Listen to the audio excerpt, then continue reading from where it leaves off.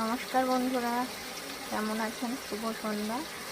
আমি আজ খুব তাড়াতাড়ি রাতের খাবারটা সারছি, রান্নাটা করছি। দেখুন, এখানে অল্প করে চিকেন, আলু, পেঁয়াজ ফ্রাই, সয়াবিন, ফুলকপি দিয়ে আমি একটা সবজি করব, যাতে বাচ্চারা তো এমনি সাধারণত সবজি খায় না।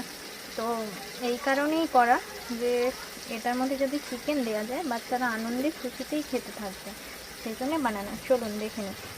এটাকে প্রথমে ভেজে নিয়েছি, সব সবজিগুলোকে একসাথে সাদা তেল দিয়ে ভেজে নিয়েছি। এবার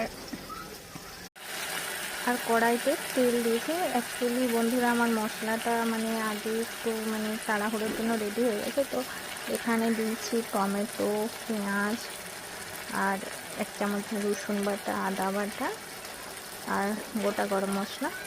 তো দিয়ে আমি গ্রেভিটা তৈরি করছি। 1 চামচ হলুদ গুঁড়ো দিয়ে দিয়েছি। এবার দেবো আদা বাটা,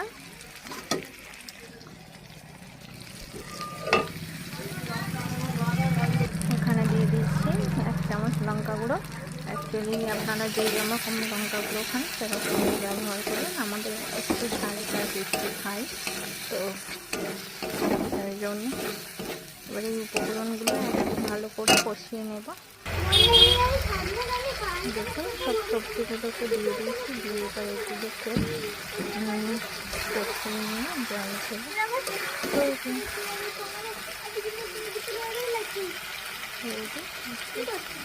চিকেন, সবজি চিকেন রেডি আমার, সবজি চিকেন। তো এবারে উপকরণটা আমি আস্তে আস্তে নামিয়ে হয়ে গেছে।